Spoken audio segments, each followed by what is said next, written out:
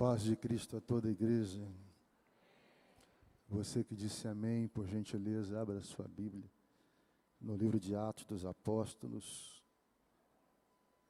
capítulo de número 12. Atos dos Apóstolos, capítulo de número 12. Enquanto você procura o texto sagrado, deixa eu fazer algumas considerações.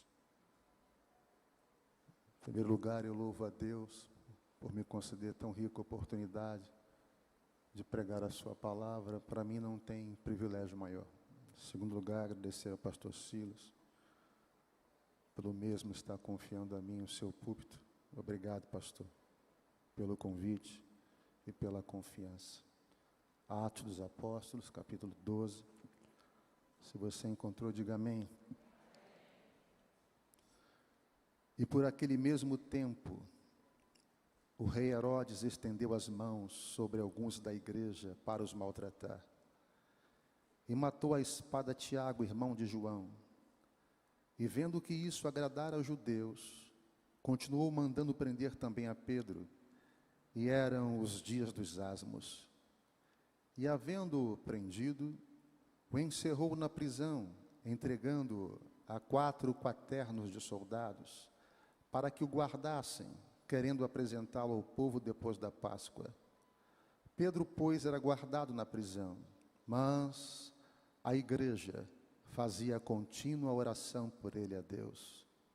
E quando Herodes estava para o fazer nesta mesma noite comparecer, estava Pedro dormindo entre 2 soldados, ligado com 2 cadeias, e os guardas diante da porta guardavam a prisão.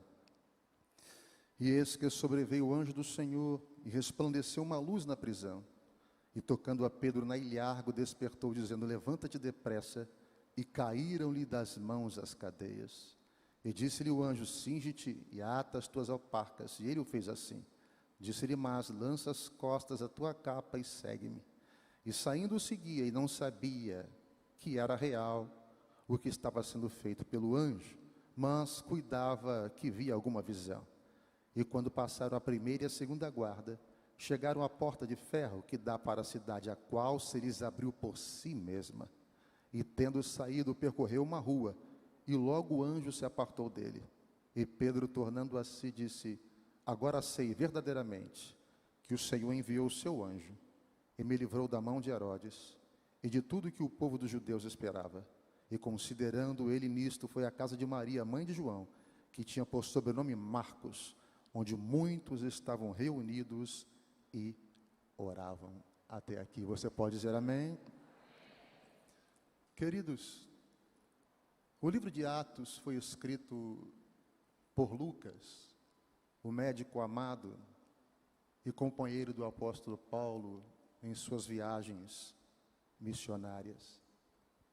Lucas escreveu o evangelho que traz o seu nome, bem como o livro de Atos. Se você somar o evangelho de Lucas e o livro de Atos, você tem 1/4 do Novo Testamento. Portanto, Lucas, ele é o maior autor do Novo Testamento. Não em complexidade doutrinária, aí ele perde para o apóstolo Paulo, mas em volume, Lucas, ele é o maior autor do Novo Testamento. E ambos os volumes foram dedicados ao aristocrata romano, por nome de Teófilo. Os pais da igreja sugeriram que o nome deste livro fosse chamado Atos do Espírito Santo, ao invés de Atos dos Apóstolos, porque nós vemos a ação extraordinária do Espírito Santo, desde o capítulo 1 ao capítulo 28. Por 43 vezes, Lucas cita o nome Espírito Santo. Atos narra a história da igreja, que começa no capítulo 1, com a ascensão de Cristo, e termina com a chegada do apóstolo Paulo em Roma, no capítulo 28. Pastor Alfredo, o senhor disse que o livro de Atos é um livro em que nós vemos a ação extraordinária do Espírito Santo? Sim. Nós vemos a ação extraordinária do Espírito Santo na ascensão de Cristo, no capítulo 1. Nós podemos ver a ação extraordinária do Espírito Santo no dia de Pentecostes, no capítulo 2. No capítulo 3, nós podemos ver a ação extraordinária do Espírito Santo na cura do coxo em Porta Formosa. No capítulo 4, nós vemos a ação do Espírito Santo na unidade da igreja. O texto vai dizer que é um só o coração da multidão dos que criam. No capítulo 5, essa unidade é quebrada por causa da mentira de Ananias e Safira. No capítulo 6, nós vemos a ação do Espírito Santo na instituição dos diáconos. No capítulo 7, Estevão, talvez aquele que tenha sido o maior pregador da igreja de sua época, se torna o primeiro mártir da igreja. Capítulo 8 do livro de Atos, o evangelho agora começa a ultrapassar fronteiras, divisas e barreiras. E a Bíblia vai dizer que através de Filipe, milagres extraordinários acontecem. Paralíticos andam, cegos vêm, e Samaria tomada pelo poder do evangelho. No capítulo 9 de Atos dos Apóstolos, aquele que perseguia passa a ser perseguido. A conversão daquele que passaria a ser o maior vulto do cristianismo, o apóstolo Paulo. Atos dos Apóstolos, capítulo 10. O centurião romano, pagão, Cornélio, agora conhece a Cristo como seu Salvador. Atos, capítulo 11. Pedro se justifica perante a igreja por haver batizado Cornélio. E agora a igreja caiu na graça de todo o povo. A palavra de Deus se multiplicava e muitos se convertiam a Cristo. No capítulo de número 12, começa uma temporada de caça às bruxas. Um homem endemoniado, com sede de sangue, chamado Herodes Agripa I. A Bíblia vai dizer que ele, tentando agradar ao povo e aos maiorais dos judeus, ele prende a Tiago e manda decapitá-lo. E vendo que isso agradara ao povo e aos judeus, ele também prende a Pedro com o mesmo intento. Este homem, ele era um sanguinário e ele vinha de uma linhagem de homens assassinos. O seu avô, Herodes o Grande, foi aquele que mandou matar os meninos de 2 anos para baixo, em Belém da Judéia, quando do nascimento de Jesus. Ele também mandou matar sua esposa e 3 dos seus filhos. Gente boa, né? O tio dele, Herodes Antipas, foi o mesmo que mandou decapitar João Batista. E agora, Herodes Agripa I, ele quer matar também o apóstolo Pedro. Eu quero trazer uma lição aqui para a igreja. E qual é esta lição? O espírito de Herodes quer cercear os nossos direitos. O espírito de Herodes quer colocar mordaça na boca de pastores. O espírito de Herodes quer calar a voz profética. Orem pelos líderes da nossa nação. Orem pelo nosso pastor Silas. Orem pelos pastores líderes do Brasil. Porque o espírito de Herodes quer aprisionar os nossos líderes. Quer calar a voz profética. Ele manda matar a Pedro, e a Bíblia diz que era o dia dos asmos. Prendeu a Pedro com a intenção de matá-lo. E a Bíblia diz que ele coloca 16 soldados, que estavam em 4 turnos separados, para tomar conta de Pedro. E em cada turno 4 soldados, 2 dentro da cela, ligado a Pedro, um do lado esquerdo com uma corrente, outro do lado direito com outra corrente, e 2 do lado de fora da cela. Não tinha escapatória, não tinha como ele fugir, não tinha jeito. Mas a Bíblia diz que enquanto Pedro estava preso, guardado aguardando para ser decapitado, a igreja fazia contínua oração por ele a Deus. Eu vou repetir, a Bíblia diz que a igreja fazia contínua oração por ele a Deus.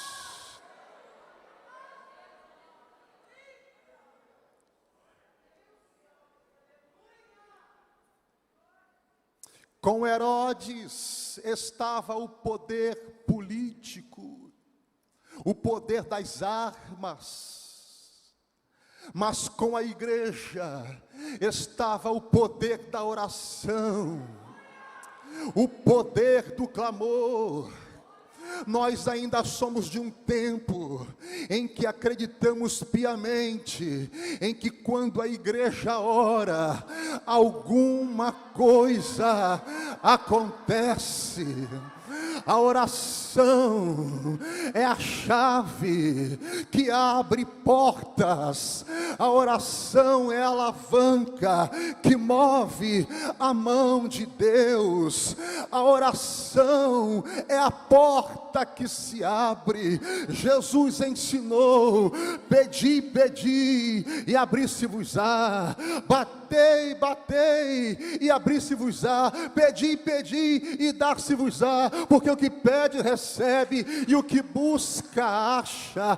É a oração da concordância. O teu milagre não começa no céu, não, pastor. O teu milagre começa na terra, porque Jesus ensinou: tudo que ligares na terra será ligado no céu. Tudo que ligares na terra será ligado no céu. O teu milagre não começa no céu, o teu milagre começa na terra. E Jesus ensinou mais: tudo que dois concordar na terra acerca de alguma coisa, vosso Pai Celestial concordará no céu. Eu concordo com o teu milagre. Você concorda com o meu milagre? Vire para uma pessoa que esteja próxima a você sem tocar e pergunte: você concorda com a minha vitória? Pergunte para outra: você concorda com o meu milagre? Está feito, está feito. Eu concordo com a tua vitória. Estamos no culto da vitória. Nós concordamos com a vitória.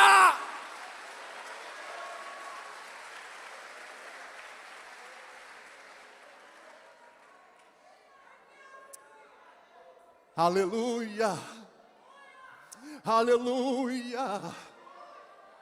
O que nós estamos fazendo nesta campanha, nós estamos aqui em oração. Nós cremos que Deus pode fazer. Não existe causa perdida para Jesus. Eu tenho uma palavra queimando na minha boca para liberar sobre a Devec e Jacarepaguá. A última palavra não será do homem, a última palavra será de Deus. A última palavra não será do médico, do cardiologista, do urologista, do neurologista. A última palavra será do médico dos médicos. A última palavra não será do juiz. A última palavra será de Deus. A última palavra não será desse chefe oprimido. A última palavra não será desse endemoniado, desse homem que te jurou de morte. A última palavra será de Deus. Tem joelho dobrado, mãe. Tem joelho dobrado, pai. Tem uma igreja que ora, pastor. Tem um povo que ora. A última palavra será de Deus.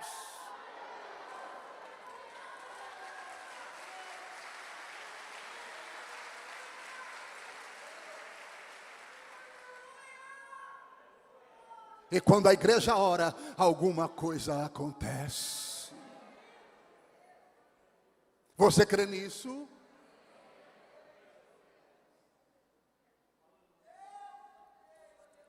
Sabe qual é o nosso problema? A gente quer complicar a fé. Nós pensamos que para ter fé tem que ter o seminário da fé, a teologia da fé. Tem que vir o doutor em fé para nos ensinar a ter fé. Deixa eu falar uma coisa para você.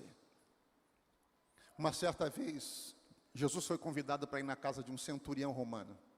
Ele estava com o servo dele, o criado dele doente. Esse centurião romano, ele não conhecia nada de Deus, de judaísmo, de cristianismo, de Jesus. Ele conhecia os deuses do panteão romano: Júpiter, Mercúrio, Saturno. Não entendia nada de Deus. E aí Jesus estava indo para a casa dele. Ele disse: Jesus, eu não sou digno que tu entre debaixo do meu teto.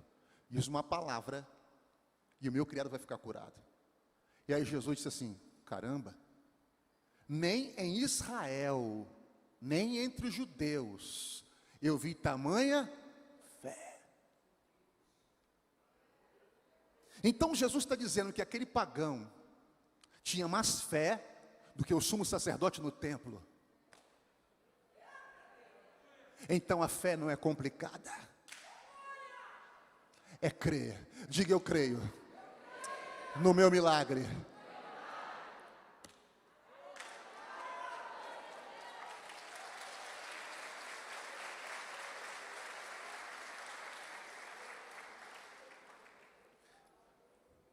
Escute.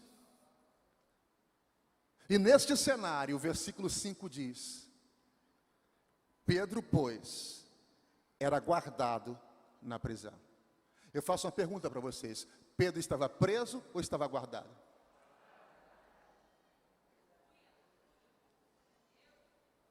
Para Herodes ele estava preso, mas para Deus ele estava...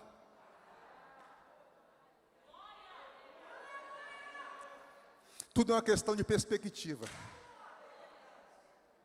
Tudo é uma questão de quem vê. Eles estão dizendo para você: está derrotado. Deus está dizendo: é vencedor. Estão dizendo: é o fundo do poço. Deus está dizendo: não é não, é o cume do monte. Alguém olha para você e diz: está falido, quebrado. Já era. Deus está olhando, está dizendo: é sucesso. Para Herodes ele estava preso, prestes a ser decapitado. Mas para Deus, ele estava sendo preservado, ele estava sendo guardado. É que tem coisas que você não está entendendo. Deus está te preservando, te guardando. E você está achando que é penalidade. Você está pensando se é ruim. Por que eu estou passando por isso? Deus está te preservando, está te guardando. Isso não é para a morte, isso é para a vida. Isso não é para a derrota, isso é para a vitória. Isso não é até o fim, isso é o início. Você quer ver uma coisa? Olha para cá. Você viu o texto de Mateus 14, 22? A tempestade que se levanta no mar da Galileia. O texto diz que o barquinho deles começa a ser açoitado pelas fortes ondas, porque o vento era contrário, né? O vento era contrário. Aí eu fui pesquisar, porque como eu não sei, eu vou ler pessoas que sabem mais do que eu. Aí olha o que eu descobri, que eles estavam navegando na costa do mar da Galileia. Se o vento fosse a favor, iria jogar o barquinho contra os grandes rochedos. Se o vento fosse a favor, iria jogar o pequeno barquinho contra os grandes pedregais. Pá! Ia arrebentar tudo. Mas o vento era?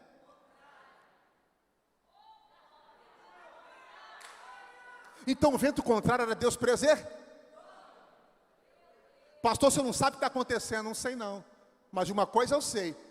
Tu está vivo?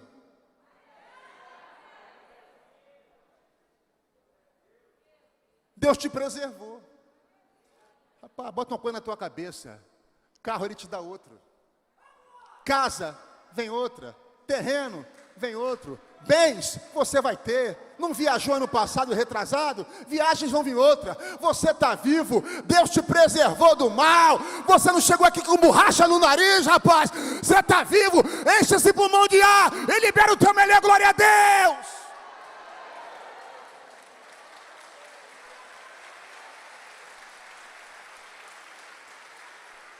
Aleluia, aleluia, aleluia. Em meio ao caos, fomos preservados. Em meio a isso tudo, estamos de pé. Glória a Deus.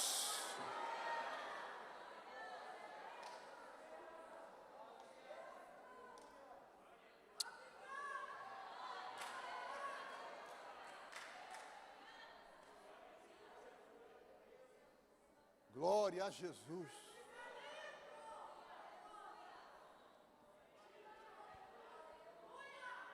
Mas me ajude a entender uma coisa e me ajude a pregar, por favor. Você sabia que existe uma coisa pior do que a morte? Ele estava sentenciado à morte. Pastor, não tem coisa pior do que a morte. Tem. É a expectativa da morte. A expectativa da morte é pior do que a morte em si. O problema não é morrer, porque todos nós vamos. O problema é saber que você vai morrer. Você imagina, né? Essas prisões norte-americanas, onde tem pena de morte. O cara sabe que vai morrer daqui a 2 anos, 1 ano, 6 meses, 3 meses, 1 semana, 2 dias. A expectativa da morte é pior do que a morte em si. Imagina Pedro preso, sabendo que a qualquer momento iria morrer. Então, o que eu preciso entender? Como é que esse camarada, sabendo que vai morrer, a qualquer momento, porque a lei judaica dizia que ninguém podia ser sentenciado no período da Páscoa, ser decapitado, morrer no período da Páscoa. Então Herodes só estava esperando. Terminou, corta a cabeça do cara. E a Bíblia diz que ele está dormindo, pastor.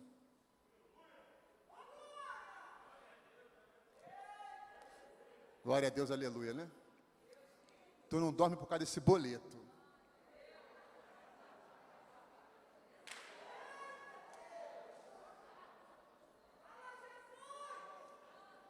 Irmão, não é só isso, presta atenção. Ele está amarrado com corrente, com um homem do lado esquerdo e acorrentado com outro homem do lado direito. Eu com a minha mulher, cheirosa, na cama, eu às vezes acordo com ela. Você imagina com 2 homens do meu lado, com corrente, sabendo que vou morrer. E o cara dormiu, e o sono foi pesado.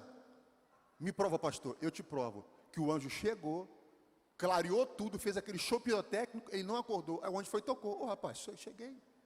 Tocou na ilharga, a ilharga que é do lado. O anjo tocou do lado. Então o sono era pesado. Como é que alguém, sob uma expectativa da morte, sabendo que vai morrer, acorrentado a 2 homens, consegue dormir?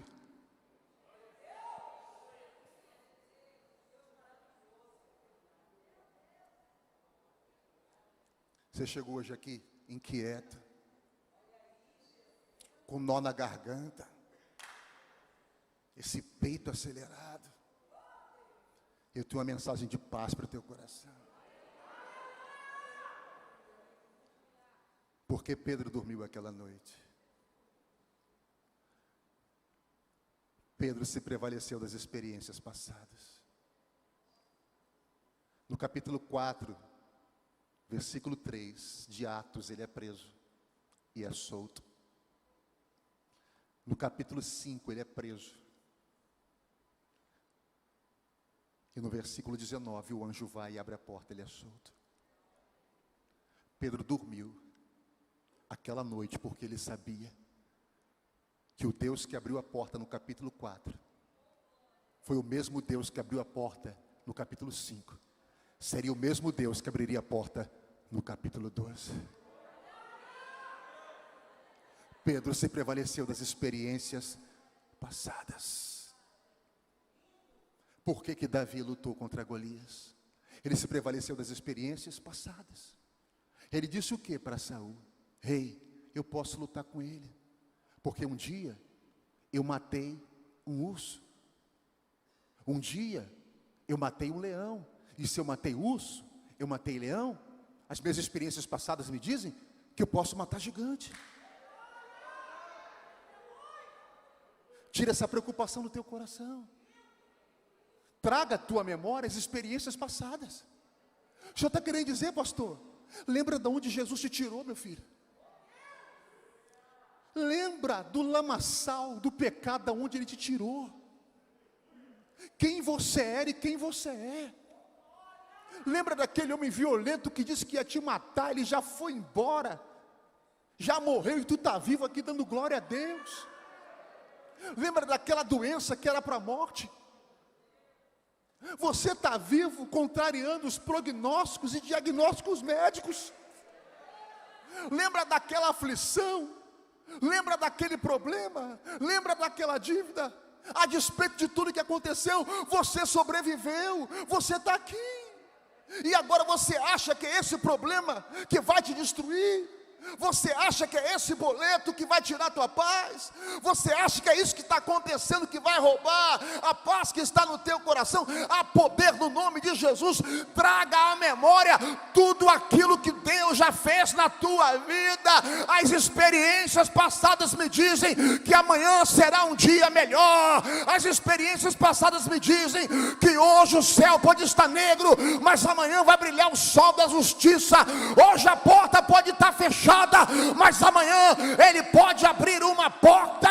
Amanhã o quadro pode mudar, ele pode liberar uma palavra e tudo pode acontecer. As minhas experiências de vida me mostram que amanhã tudo pode acontecer.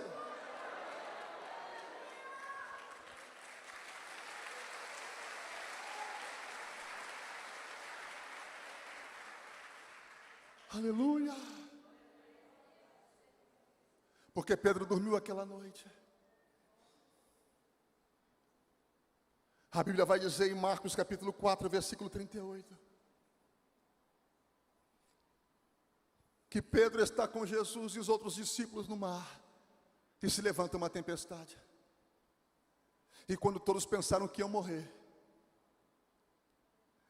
vão procurando Jesus, começam a procurar Jesus.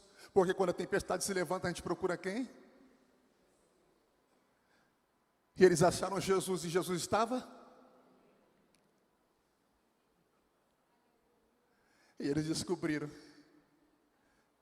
E Pedro aprendeu com o mestre que em meio à tempestade ele também podia dor. Em meio à tempestade ele também podia dor. Eu quero liberar uma palavra sobre a sua vida. Independentemente da tempestade que você está vivendo, você vai sair daqui e você vai dormir em paz.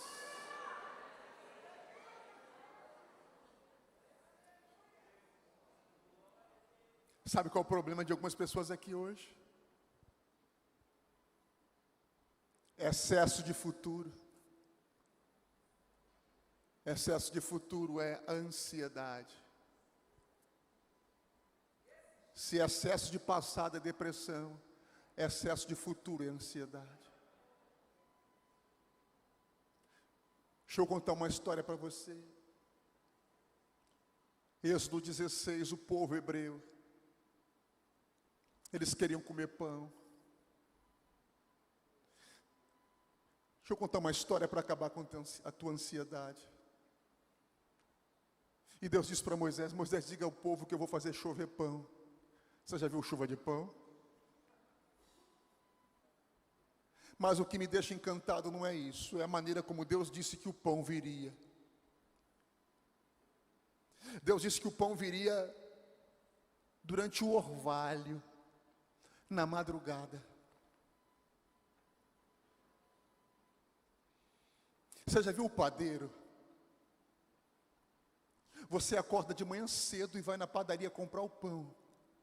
Mas enquanto você está dormindo, o padeiro está trabalhando.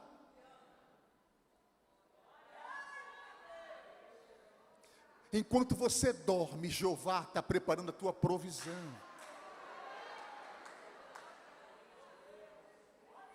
Descia junto com a relva na madrugada, porque a provisão só vem enquanto você descansa.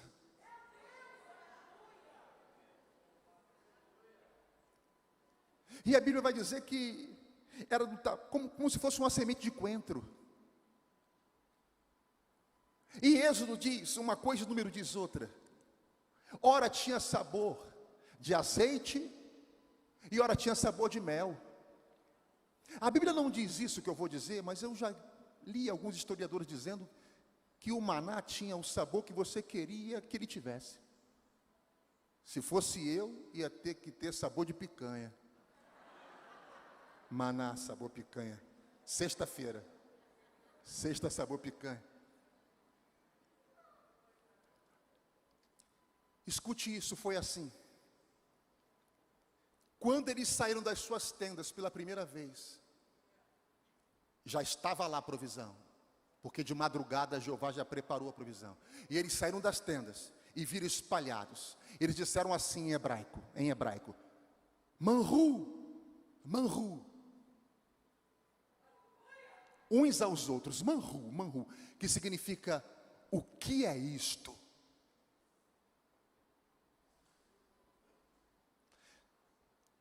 Literalmente, maná significa espanto.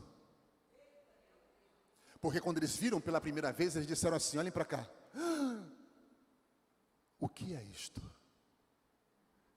Então maná significa espanto. Eu posso liberar umas palavras proféticas sobre a vida de vocês. O que Deus vai fazer vai trazer espanto, ao ponto de você dizer, o que é isso? O que é isso?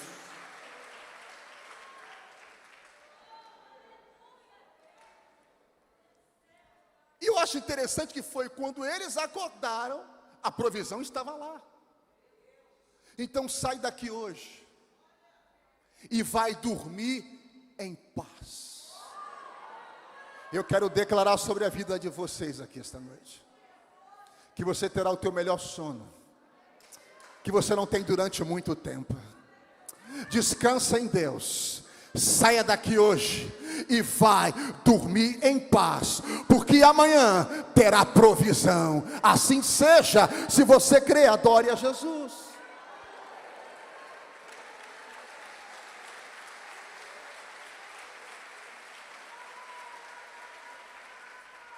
Porque Pedro dormiu aquela noite, gente?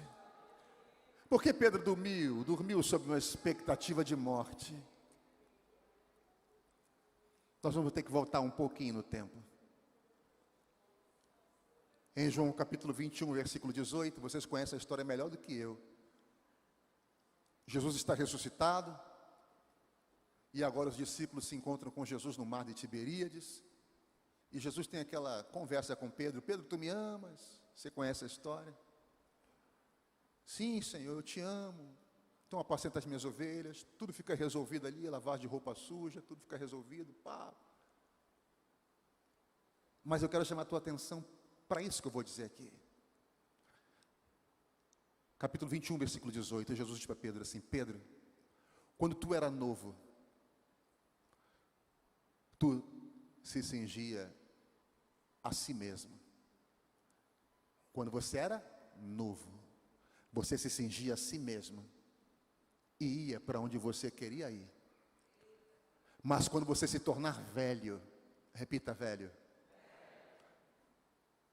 outros vão te cingir e vão te levar para onde você não quer ir, porque velho não tem vontade, né? Velho vai para onde outro quer levar. Então, mais uma vez, Pedro, quando você era novo, você se cingia a si mesmo e ia para onde você queria ir.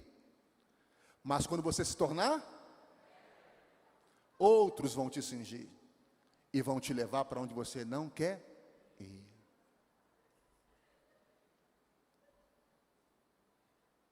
Sabe por que Pedro foi dormir em paz aquela noite? Porque ele tinha uma palavra sobre a vida dele, que ele morreria, que ele morreria, que ele morreria.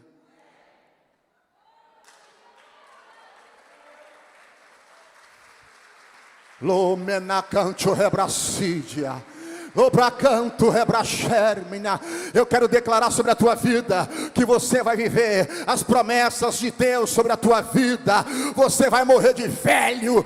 Eu declaro anulado sobre a tua vida toda praga, toda maldição, toda enfermidade caia por terra em nome de Jesus.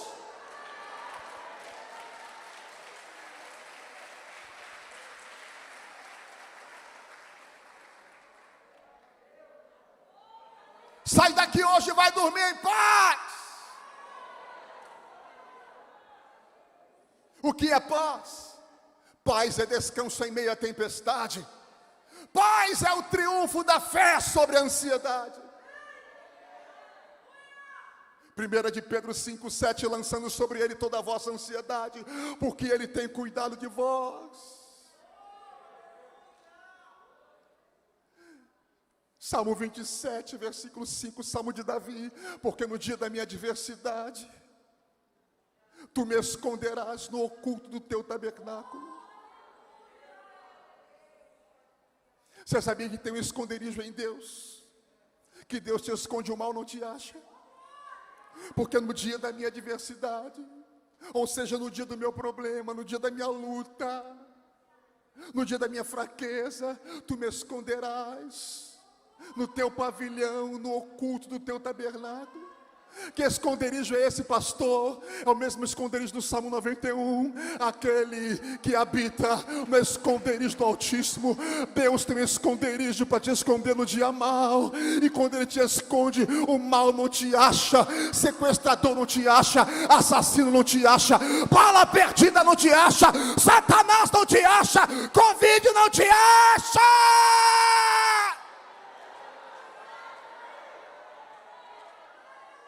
Luminará canto, rebrache, eliminava-se.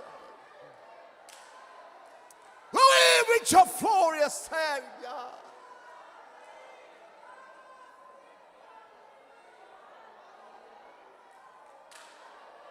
Lá era bando cobre assim e reforça. O Deus do livramento.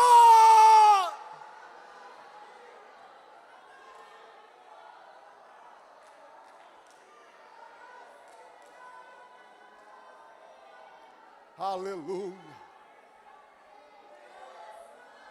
E quando você descansa em Deus, o que acontece? O anjo chega.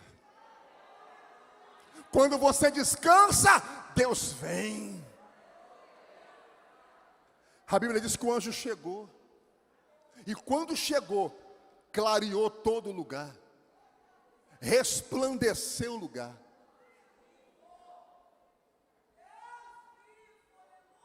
Mas as algemas não tinham caído ainda. A porta não tinha aberto ainda.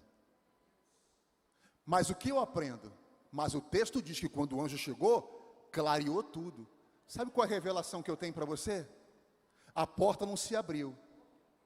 Talvez não se abra de hoje para amanhã, mas Deus vai te dar um sinal. As coisas vão começar a clarear. Pega aí, meu irmão. Pega isso aí em nome de Jesus. Talvez a porta não se abra de hoje para amanhã, mas Deus vai te dar sinais. As coisas vão começar a clarear. Você vai dizer: eu já estou vendo uma luz no fim do túnel, eu já estou vendo algo desembaçar. Isso é sinal de Deus. Deus falou comigo na DEVEC, já é um sinal de Deus.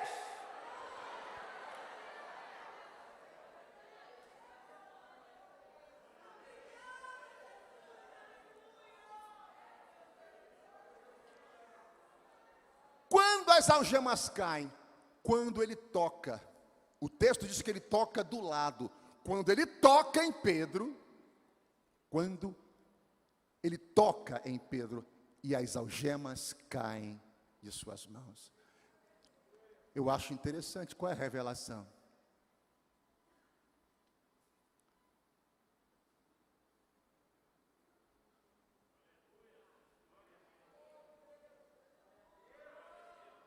Existem áreas da tua vida que Deus vai tocar.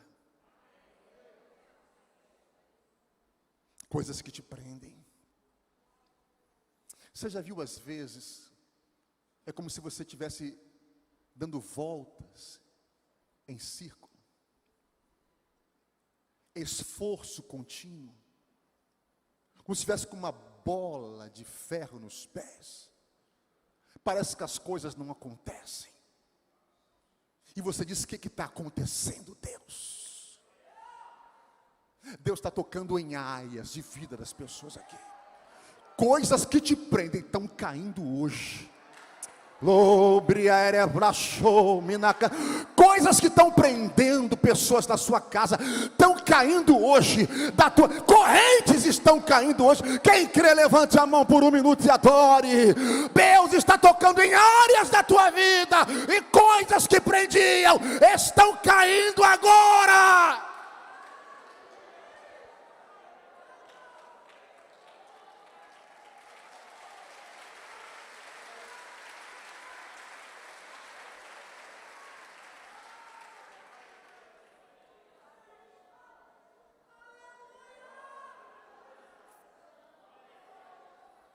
E aí, irmãos, o anjo tem um diálogo com Pedro, que tem coisas que a gente não entende, né?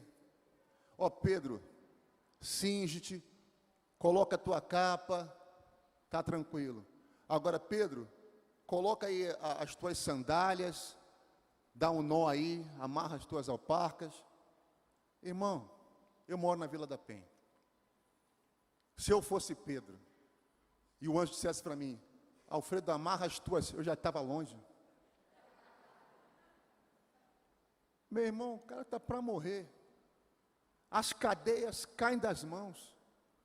Os soldados dormindo. A porta se abre. E eu vou me preocupar em amarrar cadastro. Hashtag partiu Vila da Penha. Foi embora.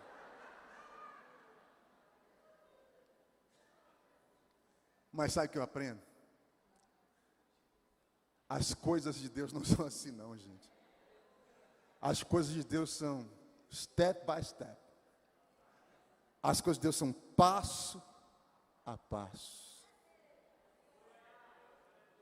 O que Deus vai fazer na sua vida vai ser passo a passo.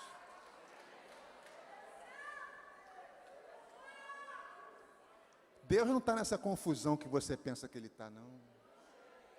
Nessa gritaria, nessa brigalhada, nessa confusão. Um dos indícios para que você saiba que algo é vontade de Deus para a sua vida é que teu coração precisa estar sentindo paz. Colossenses 3,15. O apóstolo Paulo vai dizer: seja a paz de Cristo o juiz dos vossos corações. É a paz que decide. Então, um dos indícios de que algo é vontade de Deus para a sua vida é que teu coração tem que estar sentindo paz. Se você não está sentindo paz, ore um pouco mais, até que teu coração descanse em Deus. E agora, a porta se abriu. Você entendeu? Passo a passo. Olha o processo. Primeiro é o processo, depois a porta se abre. Você está no processo? Se prepare. A qualquer momento, a porta vai se abrir. Só que não abre só uma porta. O texto diz que ele abre a porta da prisão, passa pela primeira guarda e pela segunda guarda. As portas vão se abrir. Irmãos, porque é assim, primeiro vem a prova vem. Mas quando a porta se abre, é uma atrás da outra. Tem um texto que eu amo, Atos 16. Paulo e Silas presos, vocês conhecem a história. Eles começam a orar e a cantar, Deus manda um terremoto. Mas o que eu me apaixono nesse texto é que o texto diz que Deus manda um terremoto. E diz assim, Atos 16, e abriram-se todas as portas. E eu penso assim, Deus, por que não abriu só a porta de Paulo e Silas? Mas Deus não é assim. Quando Ele vem para abrir todas. Faça assim com a sua mão para receber. O que Deus vai fazer vai ser para abrir todas as portas.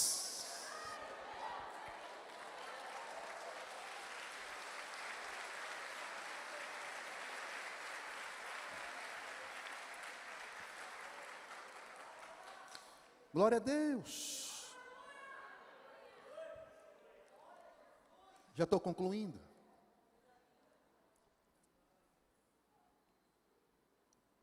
Irmãos, o texto diz que o anjo vai na frente e Pedro vai seguindo a ele.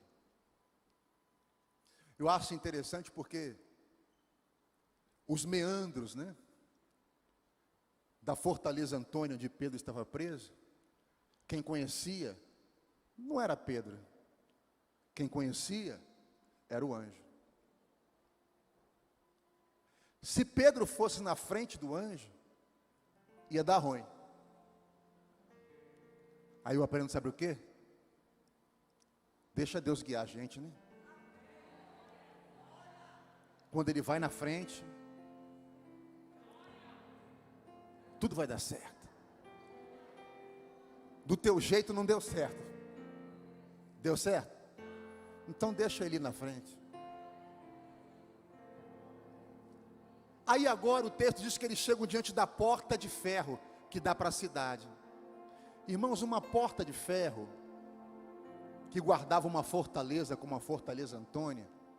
Para vocês terem uma ideia, os portões de Gaza que Sansão arrancou, alguns historiadores acreditam que aqueles portões chegavam a pesar 8 toneladas.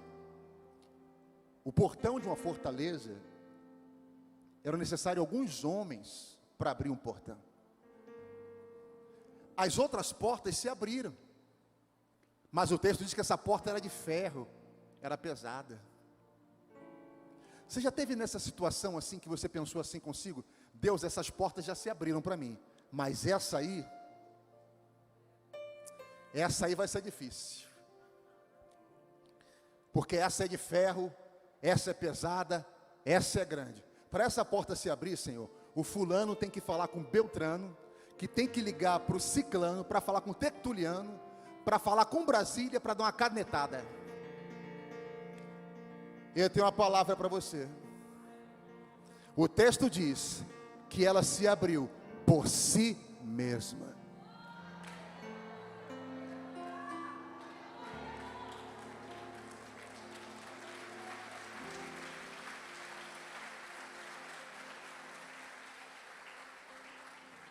Você chega em banco, a porta abre sozinha, né? Chega em aeroporto, a porta abre sozinha. Quem inventou porta automática foi Jesus. Atos capítulo 12. Deixa eu falar uma coisa para você. Isso que você está pensando, que é quase impossível, você vai ficar surpreso com o que Deus vai fazer. Porque essa porta vai se abrir por si mesmo.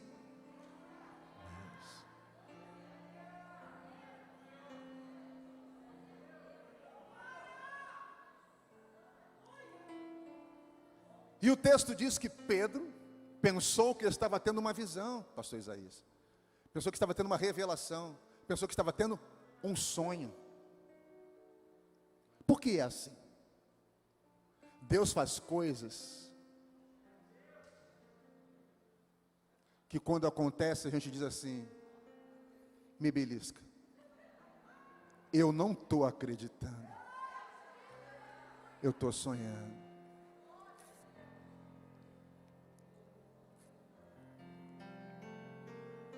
Tem coisa que é para fazer a gente chorar, né, irmão?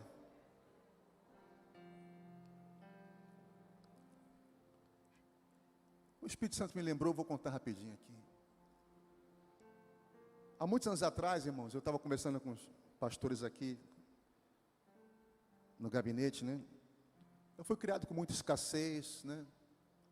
Privações, algumas necessidades. E quando eu me casei, eu morava ali na Vila Cruzeiro. E era um tempo muito difícil na minha vida. E a minha filha Rebeca começou a mastigar. E a minha mulher disse assim: Rebeca começou a mastigar. O médico disse que ela pode comer já um mamão ou uma maçã. E eu me lembrava que o lote do mamão era R$1 naquela época, 19 anos atrás, né? E eu falei assim: bom, eu vou comprar um lote de mamão. Desci. Quando eu desci, o miserável do lote do mamão estava um e pouco, 1,30, 1,40. Eu me senti o pior homem da vida. Eu me senti o homem mais miserável da terra. A minha filha estava comendo pela primeira vez. E eu não tinha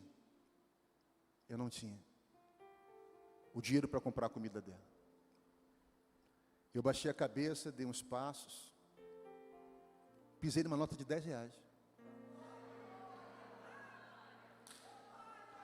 Mas olha o que é crente, olha o que é crente. Eu pensei assim: e o dono vai voltar para buscar. Coisa de crente mesmo, né? Eu falei assim: Jesus, eu vou fazer o seguinte, eu vou contar, 1 minuto, até 60. Se o dono chegar, eu devolvo. Foi 1 minuto mais rápido da minha vida. 1, 2, 3, 4, 5, 6, 7, 8, 9, 10.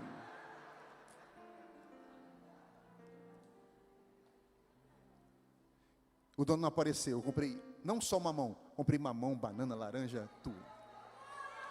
Aí subi, voltei. Por que eu te contei isso? Porque eu lembrei que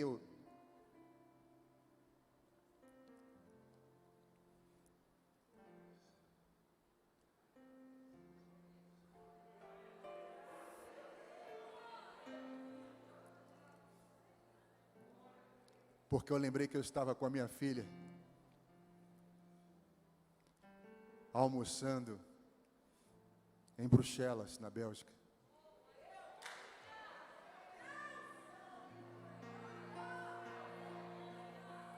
E o Espírito Santo fez eu lembrar. Você não tinha um dinheiro para comprar um mamão para sua filha. E hoje você almoça com ela em Bruxelas, Paris, Amsterdã e Lisboa. Eu sou Deus que cuido da tua vida. Vai dormir em paz.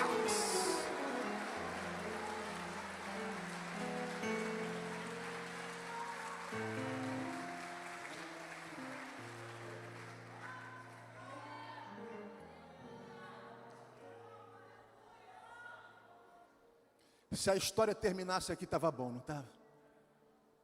Mas o versículo 19, Herodes manda matar os 16 soldados, porque ele não acreditou na história que um anjo chegou e tirou Pedro.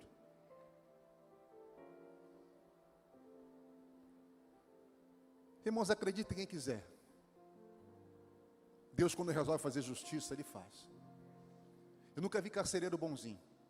Seu Pedro, me dá o seu bracinho aqui, que eu vou colocar uma algemazinha no senhor. Uma algemazinha de leve, uma algemazinha aqui do seu bracinho.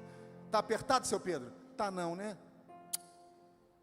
Quer um travesseirinho, seu Pedro? Quer? Não quer, não foi assim. Deus começa a fazer justiça. Herodes mandou matar os 16 soldados. Versículo 19. E no versículo 23, é Herodes que morre comido de bicho. Então explica uma coisa. Se os soldados fizeram o que fizeram com Pedro, fizeram porque Herodes mandou. Então Deus tratou com quem fez e com quem mandou fazer. Deus vai entrar com justiça, porque Ele viu quem fez e quem mandou fazer. Porque Ele é Yahvé, Tsidkenu, o Senhor justiça nossa. A igreja de pé, por favor.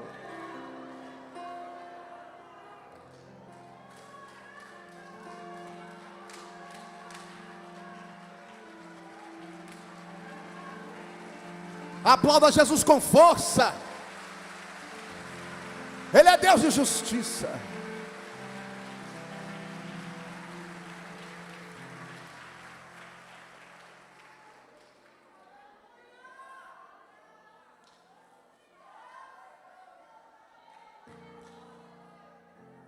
Eu quero, antes de passar o microfone para o pastor, eu gostaria de fazer uma oração por duas classes de pessoas em especial. Primeiro, por você, amigo, que está aqui conosco esta noite, mas que nunca teve um encontro com Cristo. Quem sabe você, por diversas vezes, vem até a porta da igreja. Quem sabe você traz a sua esposa, sua filha, o seu filho, mas nunca entra. Talvez fica no carro, no estacionamento, e hoje resolveu entrar. Quem sabe hoje é a sua primeira vez, eu não sei. Mas fato é que o Espírito Santo te trouxe hoje aqui. Quem sabe existem guerras na sua alma, na sua mente, batalha das quais você não consegue vencer. A paz que você precisa, só Jesus tem. Quem sabe você bateu em diversas portas, buscando respostas, buscando alívio, questionamentos, porque nós somos seres racionais, lógicos, cartesianos. A nossa mente, ela se permeia de porquês, de serás, de entretantos, de poréns. Jesus, Ele mesmo disse em João 14,6: eu sou o caminho, a verdade e a vida, e ninguém vai ao Pai a não ser por mim. Eu achava que todo o caminho levava a Deus, até que eu descobri, através das próprias palavras do Senhor Jesus, que Ele é o caminho. Ele é o único caminho que conduz ao Pai, porque Ele mesmo disse. Ele também disse que Ele é a verdade que liberta. Em João 8,32 Ele disse: conhecereis a verdade, e a verdade vos libertará. E o versículo 36 completa o 32: se pois o Filho vos libertar, verdadeiramente sereis livres. E por fim Ele finaliza: eu sou a vida. Ele é a vida de que você tanto precisa, Ele é a vida que você tanto busca. Mas eu quero te falar de uma vida além dessa que nós vivemos, porque esta vida aqui, ela é passageira. Existe uma vida que é eterna, além dessa. E se você viver 100 anos aqui, não pode se comparar com a eternidade que nos espera. E tudo que nós fizermos em vida ecoará por toda a eternidade. E eu não posso salvar você. Pastor não salva, homem não salva. Quem salva é Jesus. E Jesus te garante uma vida abundante nesta terra, e uma vida com Ele por toda a eternidade. Ele pode te livrar da condenação do inferno, se você receber a Ele como o único e suficiente Salvador. Eu quero orar pela sua vida. Se hoje você quer ter um encontro com Cristo, pastor, como eu faço? Peça licença onde você está, venha até o altar, porque eu quero orar pela sua vida. A segunda classe de pessoas que eu quero orar é por você que talvez esteja afastado do Evangelho, longe de Deus. Quem sabe você está aqui hoje. Quem sabe o inferno já chamou o teu nome. Quem sabe Satanás já pediu a tua alma, mas tem um pai que ora por você, tem uma mãe que ora por você, um amigo que te convidou. Eu não sou Deus para dizer que hoje é a tua última oportunidade, mas uma coisa eu sei: hoje Deus está te dando uma grande oportunidade. Não tenha medo, não tenha receio, não tenha vergonha. Todos nós um dia tomamos essa decisão. A igreja está em oração. Eu sei que talvez aí dentro de você estejam duas vozes falando, uma na sua mente que diz: não é a hora, não é o tempo, mas uma no teu coração está dizendo: é a hora, é o tempo, é o momento. Dê ouvido a essa voz que está falando ao teu coração. Por mais um minuto, nós esperamos por você. Se você quer, venha, nós esperamos por você. Venha uma vida para Jesus. Aplauda Jesus.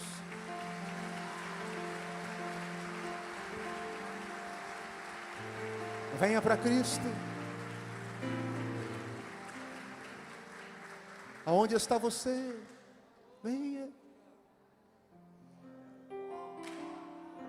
Nós não estamos fazendo um teatro. Não. Nada vai mudar em nossas vidas se você vier ou não vier. Nós vamos voltar para a nossa casa e voltarmos à nossa rotina. Pastor, então por que o senhor continua falando? Porque em você tem uma alma que é eterna. E se esta alma morrer sem Cristo, ela vai para o inferno, segundo as Escrituras que eu prego. E nós amamos você, e por isso insistimos por mais um minuto. Aonde está você? Jesus pode te libertar hoje de coisas que você não tem forças para se libertar. Ele pode. Se você quer, venha. Nós não vamos insistir. Se você quer, nós vamos orar. Estenda as suas mãos para cá. Nós vamos orar por esta vida que se chega ao altar do Senhor. Senhor, aqui está esta vida que se chega no teu altar, te reconhecendo como único e suficiente Salvador. Escreve o nome dele no teu livro, que é o livro da vida. Nós declaramos desfeito, anulado, todo o pacto do passado que o prendia. Declaramos nele uma nova criatura em Cristo Jesus. E os abençoamos em nome de Jesus. Amém. Amigão, Deus te abençoe. A gente quer só mais um minutinho da tua atenção, rapidinho. A gente quer dar de presente para você um livro do nosso pastor, do pastor Silas. Pode ser? Só seguir esse camarada aí, ó, tá bom? Mais uma vez aplauda Jesus pelo nosso amigo. Obrigado, Silas. Deus te abençoe. Deus abençoe vocês.